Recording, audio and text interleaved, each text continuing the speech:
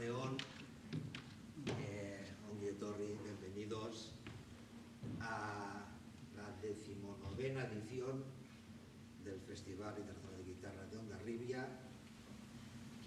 El año pasado, en la 18, que fuimos mayores de edad, también pensaba que esto de las mascarillas y sentados separados pues habría acabado ya el año pasado y veo que ha pasado un año y estamos igual, pero aunque no os vea la cara sé que ha pasado un año, pero estáis más guapos. A mí me gusta ver las caritas que tenéis todos cuando toco, cuando presento, pero bueno, me las imagino y las sueño, que estáis contentos como hoy.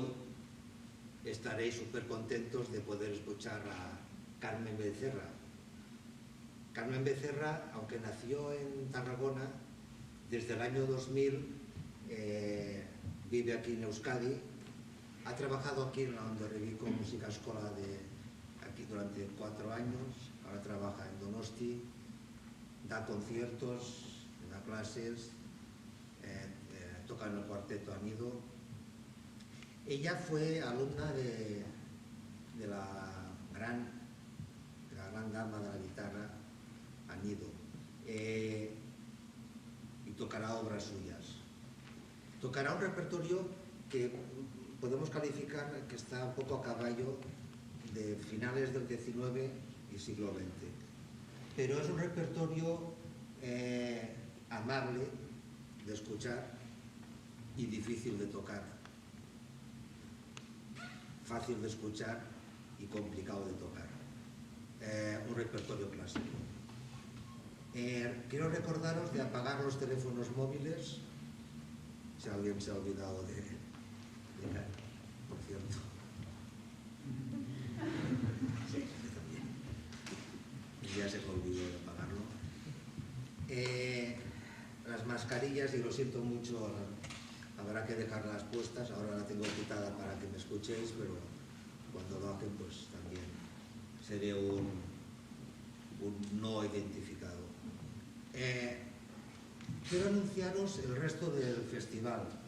Mañana tenemos también aquí a las 7 de la tarde, también entrada gratuita, al cuarteto Musicantes, música antigua medieval.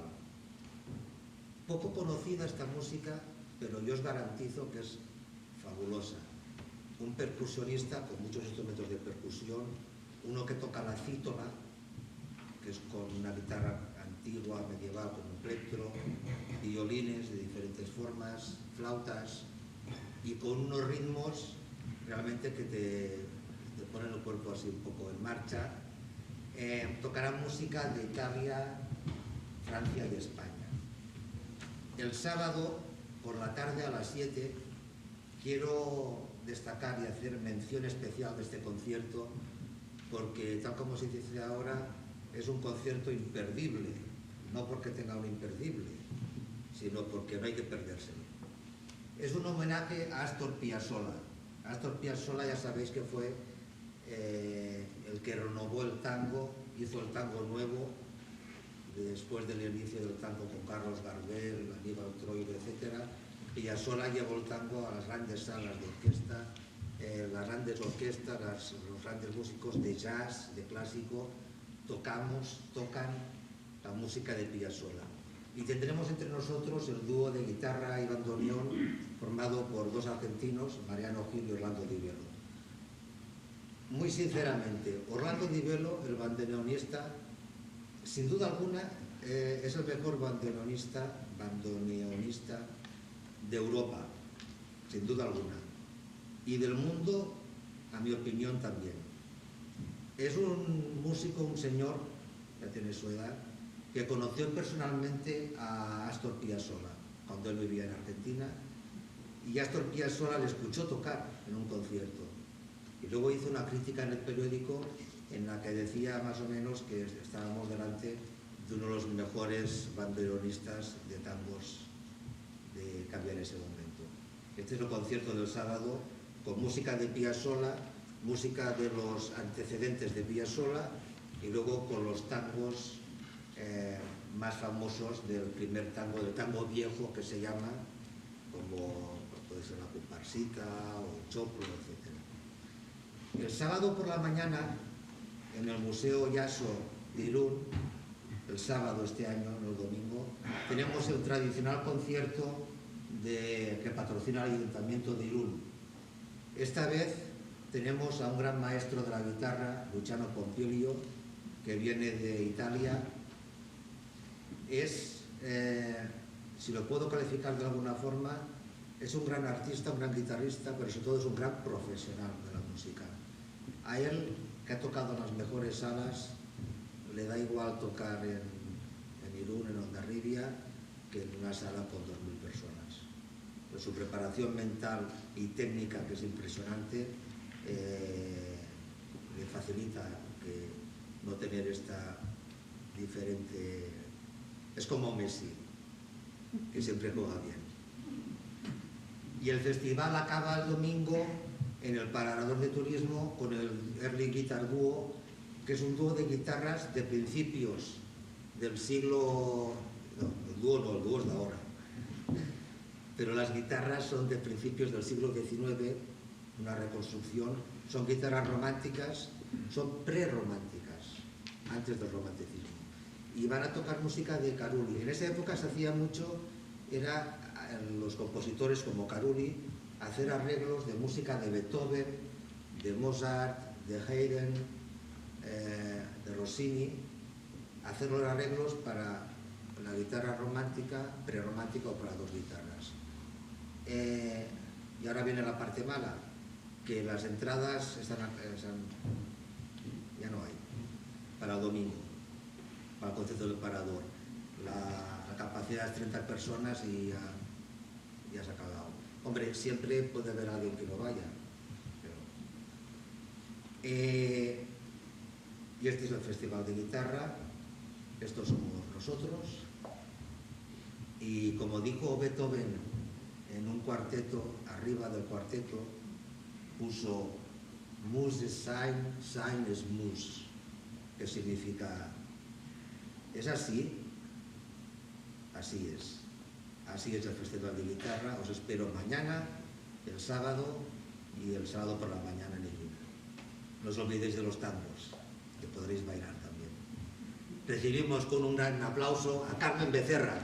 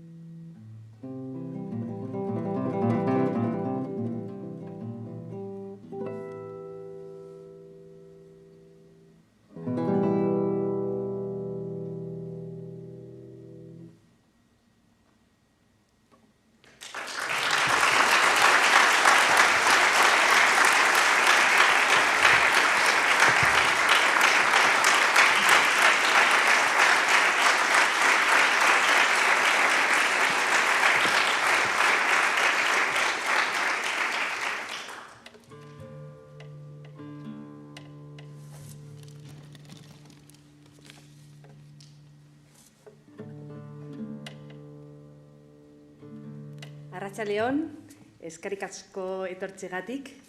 Muchísimas gracias a todos por haber venido. Estoy muy emocionada de volver a tocar aquí en Hondarribia. La última vez fue en el 2011.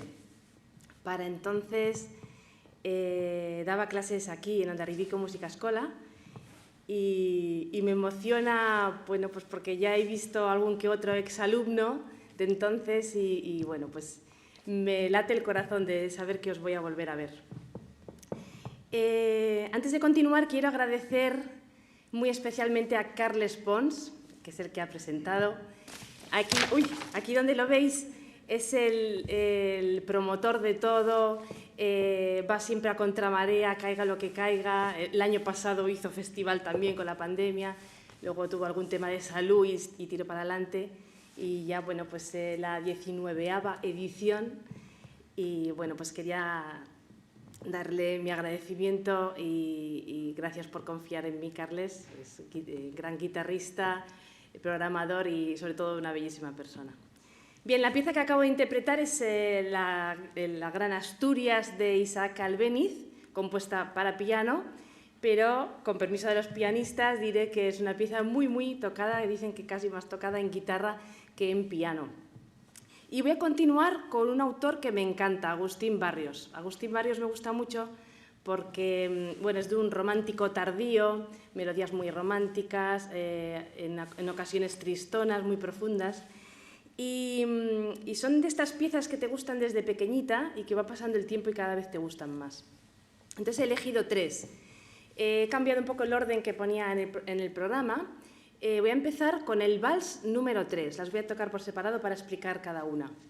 El vals número 3 lo empecé de pequeñita, pero nunca lo llegué a tocar en concierto y hoy pues me apetecía retomarlo. Y bueno, pues a ver qué les parece este vals número 3.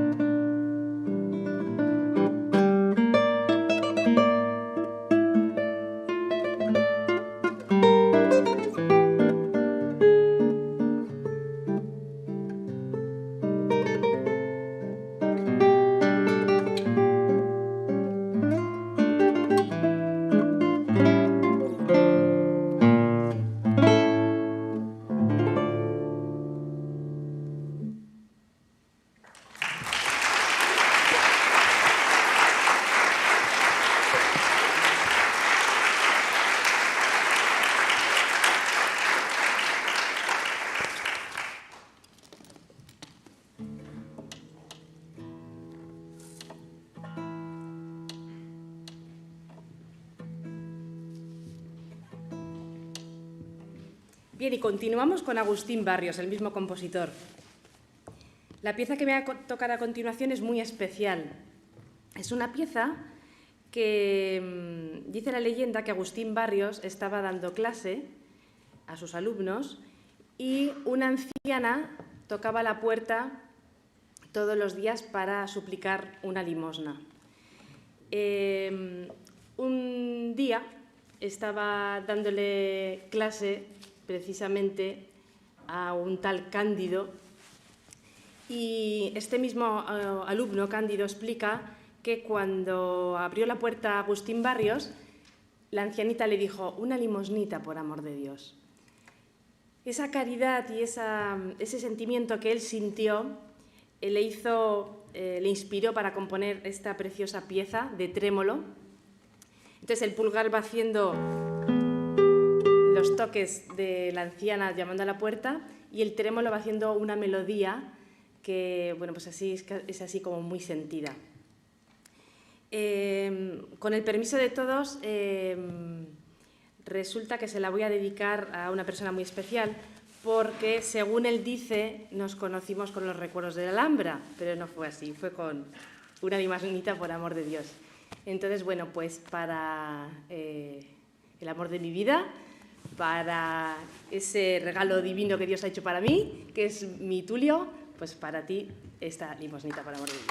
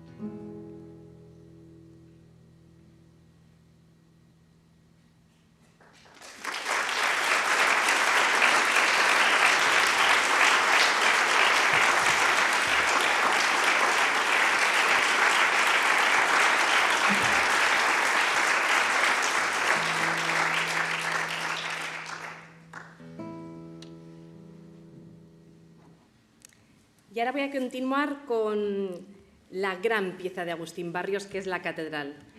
La catedral se compone de 3 movimientos: preludio, andante religioso y allegro solemne. En un primer momento, Barrios compuso el segundo y el tercer movimiento. Luego, después de muchos años, añadió el primer movimiento. El segundo movimiento es un poco la sensación que él tuvo al pasar al templo, a pasar a la catedral de Montevideo, y escuchó un órgano que estaban tocando justamente Bach y le inspiró este bonito movimiento. Después el tercer movimiento es dicen que es el barullo que hay al salir de la catedral, hay un mercado, el ajetreo de la gente, etc. Y el primer movimiento a mí me gusta decir que son las campanas de la catedral. Entonces, preludio, andante religioso y allegro solemne.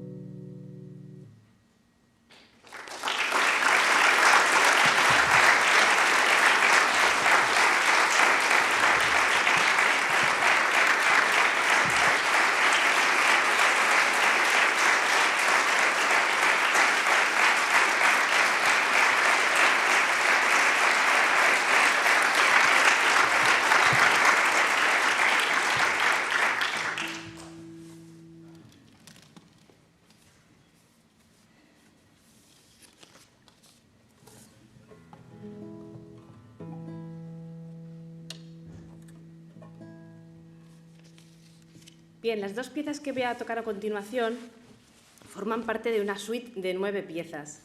He elegido 2, Paseo y Muerte.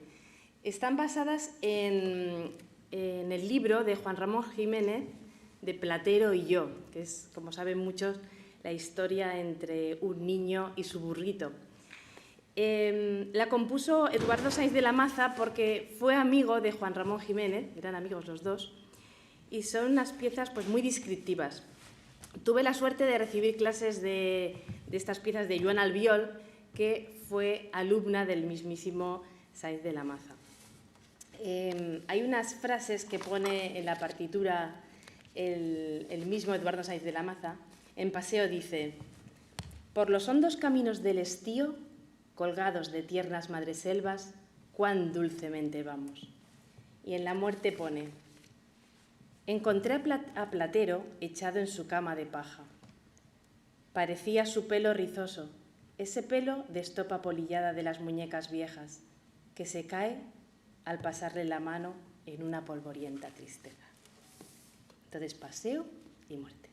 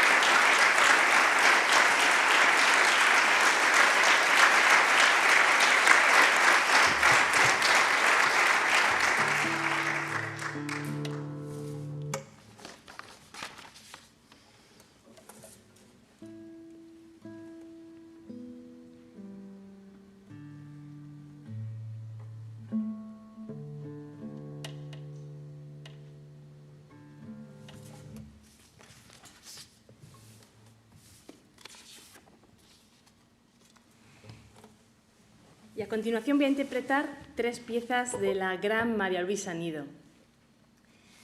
María Luisa Nido fue una mujer muy anticipada a su tiempo, nació en 1907 y entonces en Argentina que una mujer tocara la guitarra estaba muy mal visto. Y bueno, pues ella se escondía de muy pequeñita detrás de un mueble que tenía su padre, porque su padre traía a los mejores guitarristas de todo el mundo a su casa, porque tenía una gran revista, una revista internacional de guitarra, y le apasionaba la guitarra. Y ella, pues escuchando, luego cogía la guitarra y reproducía lo que había visto. Su padre se dio cuenta y empezó a enseñarle guitarra. La llamaron, bueno, pues la primera gran dama de la guitarra. Decían que era la Andrés Segovia femenina. Y tuve el honor de conocerla, fuimos muy amigas, la llevo en el corazón. Ella tenía 80 años, yo tenía 10 años y me enseñó sus piezas, son 19 piezas. Voy a interpretar 3. Misa Chico, que es una pieza que ella contaba que está inspirada en la infancia cuando ella iba con su padre a ver las procesiones de los indios Coya. Son procesiones que cantan a Dios para que llueva. Entonces van los abuelos, los tíos, los hijos, los padres y todos van cantando con estos cantos tan tristes, con un pífano, que el pífano lo imita así, luego con la flauta, luego con la caja indígena y así María Luisa Nido va imitando todos esos sonidos de esa procesión que ella dice que iba con su padre a verla. Es una gran pieza, Misa Chico. Después seguiré, las tocaré seguidas, Preludio Pampeano, que está inspirada también en los indios payadores. Dentro de la pieza hay alguna vidalita. Todas estas 3 piezas tienen esencia de su tierra, de Argentina. Y terminaré con Aire Norteño. Aire Norteño es un baile que se toca con 2 guitarras, pero ella era tan virtuosa porque componía con la guitarra en las manos que compuso esta pieza que es para una sola guitarra, hace melodía y acompañamiento a la vez con un pizzicato. Y ella misma me decía: ¡ay, querida, tú no hagas como hace Manuel Barrueco, que pone aquí, Manuel Barrueco, que es un gran guitarrista, que pone aquí una almohadita! Tú no, tú hazlo con la mano. Claro, al final terminas ahí con la mano. Y ella decía pues que había que tocarlo como ella lo tocaba, que era impresionante. Creo que hoy en día hay algún vídeo, han empezado a salir vídeos de YouTube de cómo tocaba, no se lo pierdan porque era impresionante esos vibratos y bueno, como persona pues ya les digo que la llevo en el corazón. Pues para ustedes, Misa Chico, Preludio Pampeano y Aire Norteño.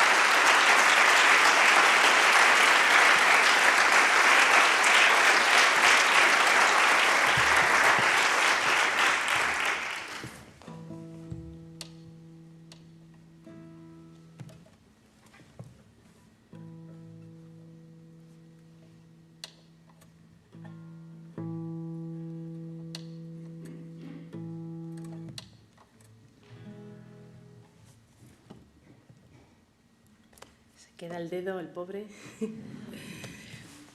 Bien, y para terminar el concierto, la gran jota de concierto. Esta jota de Tárrega está atribuida a Tárrega pero luego algunos musicólogos descubrieron que todo lo que es el principio de la jota fue compuesta por Julián Arcas, el gran Julián Arcas, que es anterior a Tárrega. Entonces, en aquella época era muy típico hacer variaciones, cuanto más virtuosas, mejor. Lo que hizo Tárrega fue editar la pieza y algunos alumnos suyos añadieron variaciones en el tiempo. María Luisa Nido me la enseñó tal y como Miguel Llobet la tocaba. Entonces, engloba, bueno, todo lo que ustedes se pueden imaginar de efectos, con armónicos de mano izquierda sola, ligados, trémolo, también hay tambora, pizzicato estridente, pizzicato normal, ¿qué más? Escalas, bueno, me dejaré no sé cuántos, pero un montón de efectos que tiene esta gran jota de concierto.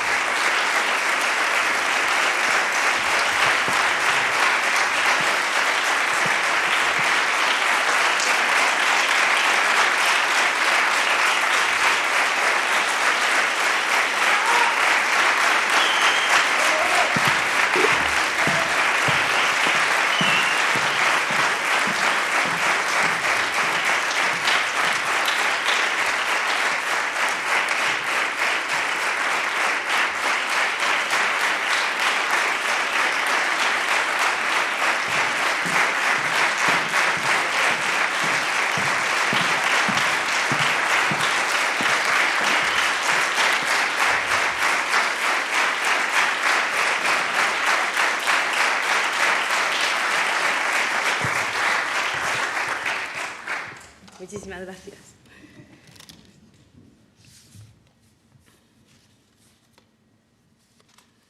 Bueno, pues con todo mi cariño, como hay muchísima gente en el público que me lo he ido encontrando por el camino de la vida, ¿no? Desde que llegué aquí en el 2000, pues para todos ustedes, con todo mi corazón, aurresku.